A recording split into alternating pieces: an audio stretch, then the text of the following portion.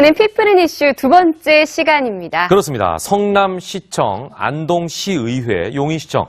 자, 이것들의 공통점 뭔지 아시겠습니까? 바로 호화청사라는 오명을 쓴 곳들이죠. 네, 그렇습니다. 하지만 이 호화청사 대신에 열린청사로 바꾸면서 네. 새롭게 거듭나는 곳이 있습니다. 네. 바로 용인시청인데요. 네. 정찬민 시장 이 자리에 모셨습니다. 어서 오십시오. 안녕하세요. 네. 자, 호화청사 논란 때문에 좀 그동안 난처하셨죠? 네, 그렇습니다. 네네. 용이라면은 호화청사로 아주 유명하죠. 한때는 각 언론에서 문매를 맞을 정도로 비난의 대상이 됐습니다. 네. 그러나 호화청사 용인은 옛말이고요. 지금은 시민을 위한 문화공간으로 탈바꿈해서 많은 호응을 받고 있습니다. 예. 네, 어떻게 달라졌는지 그러면 좀 나오시면 여름에는 물놀이장으로, 겨울에는 예. 썰매장으로 아, 그래요? 이 탈바꿈해서 네네. 각광을 받고 있고요. 네. 특히 라비 같은 경우는 공연장, 또 네. 전시실, 또 북카페 등등의 장소로 활용되고 있어서 예, 예. 굉장히 지금 가볼 만한 곳이 됐습니다. 아, 지금 저 화면으로 나오고 있는데요. 네. 이야, 시민들이 엄청나게 많이 이용을 하시는군요. 그렇습니다. 또 인조 잔디구장이 깔려가지고 네. 어린이들한테 굉장히 인기를 얻고 있고요. 예. 또 다음 달이면 태교 음악당을 설치해서 개장하게 됩니다. 그럴 경우에는 아주 전체 모든 모양새를 갖춘 이런 놀이공간 또 문화공간이 될 것으로 보입니다. 야, 봄, 여름, 가을, 겨울 시민들이 언제나 이용할 수 네. 있는 그런 새로운 문화공간이 아닌가 하는 생각이 드는데, 근데 대부분이 무료고 또 무료 개방이고 계속해서 시민들에게 그냥 제공하기 때문에 이 재정에는 문제가 없나라는 생각도 드는데, 놀랍게도 용인 씨가 채무 제로를 공식 선언했습니다. 야. 예, 맞습니다.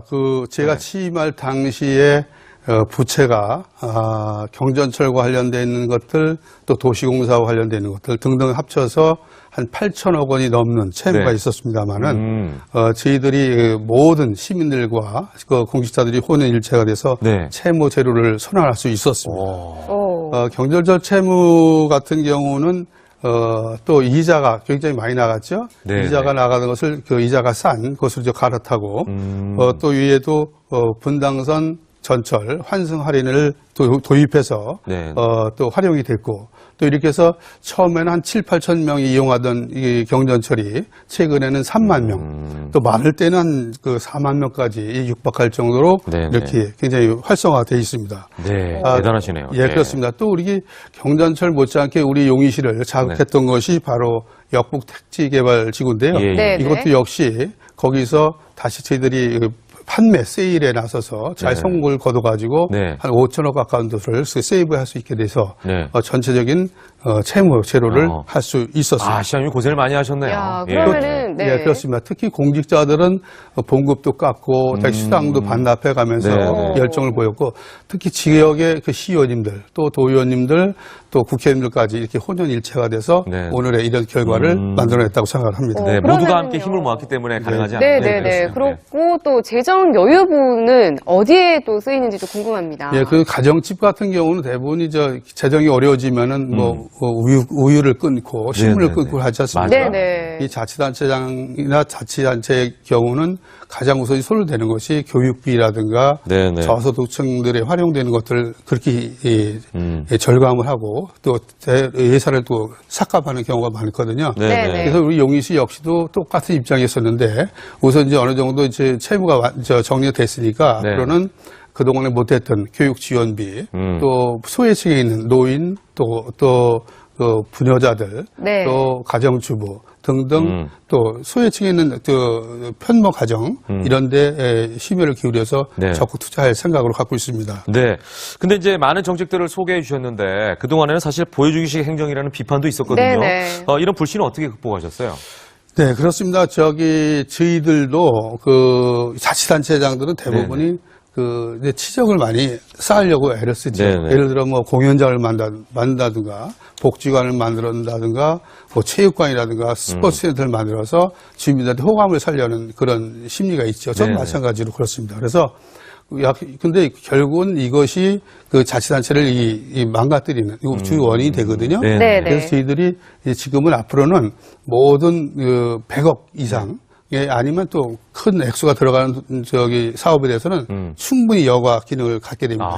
시민위원회를 설치한다든가 아니면 공청회를 갖는다든가 네, 또 네. 전문기관의 2차, 3차 확인과 재확인을 해서 최종 결정하고 추진하는 이런 오해가 사업을 없도록 그렇습니다. 예, 여러 과정을 거치시네요. 그렇게 하고 예. 있습니다. 네, 그리고 또 용인 씨가 이 산업단지의 메카로 급부상하고 있다고 하는데 이건 어떤 얘기인가요? 네, 우리 용인시는 인근의 수원이나 성남보다 한 면적이 4배, 5배 큽니다. 아, 그게 커요. 예, 그렇습니다. 예. 서울 면적하고 비슷한 예. 그 면적을 갖고 있음에도 불구하고 네. 그 산업단지가 하나도 없는 이런 도시죠. 그래서 이 사실 이 미래에 대한 보장이나 네. 그 희망이 없는 거예요. 그래서 제가 적극적으로 최우선 과제로 삼은 것이 네. 산업단지 유치다라고 아. 삼아서 외국은 물론이고 뭐 유럽도 다 이렇게 자주 가서 직접 한때는 5천억 달러를 유치할 정도로 네, 이렇게 네. 큰 성과를 거뒀고 네. 지금은 24개의 산업단지를 유치해서 이 중에 한 7개, 8개는 이미 착공을 했고 네, 네. 앞으로 10여 개에 이르는 산업단지가 내년 중으로 예. 착공할 것으로 전망이 됩니다. 야, 그러면 청년 일자리가 많이 생길 것 같아요. 그렇습니다. 많은 네, 청년들이 좋아할 것 같습니다. 네, 예. 그렇습니다. 자, 그리고 용인시에 전국 최대 규모의 반려동물 놀이터도 개장을 했다고 하는데 와. 애견 인구가 굉장히 많지 않습니까? 네, 반가운 소식이네요. 네, 그렇습니다. 네. 전국에 1,000만 반려견 인구가 함께 있다고 얘기를 들었고요. 네네. 또 용인시 같은 경우도 20% 이상이 반려견을 키우고 있거든요. 근데 반려견 차원이 아니라 이제는 이제 반려동물들을 네. 한 가족으로 보는 이런 네, 경향이 네. 있기 때문에 네. 앞으로 용인시가 어느 도시 못지않게 가장 제일 우선적으로 이 반려견 정책을 입안해서 추진하고 있고요. 네. 최근에 그 문을 연 반려견 놀이터의 경우 상당히 인기를 네. 끌고 있고요. 예, 예. 또 유기견 보호소도 지난달에 네. 개소를 해서 네, 잘 네. 활용이 되고 있습니다. 네, 반려견에 대한 인식 자체도 좀 바꿀 수 있는 네, 좋은 그렇습니다. 정책이신 것 같습니다. 자, 마지막으로 하나만 더 여쭤보겠습니다. 네. 짧게. 요즘 출산율이 떨어져서 걱정입니다. 저도 이제 얼마 전에 쌍둥이를 낳았는데요. 네, 네. 예. 하다 보니까 참 힘든 게 많더라고요. 네.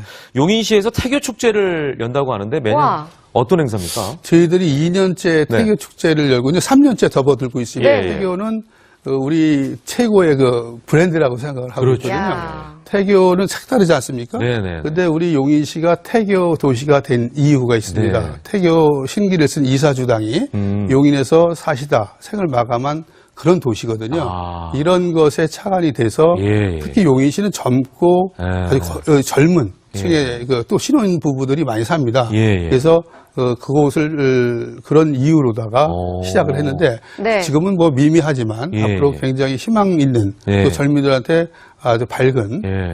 이런 축제가 되지 않나 이렇게 예. 여겨집니다. 자, 가장 문제가 되고 있는 두 가지를 다 짚고 계시네요. 청년 일자리, 그다음에 저출산율. 네, 네. 이런 부분에 대해서 더 신경 써주시고 시정을 위해서 더 노력해 주실 부탁드리겠습니다. 오늘 나오셔서 고맙습니다. 감사합니다. 고맙습니다.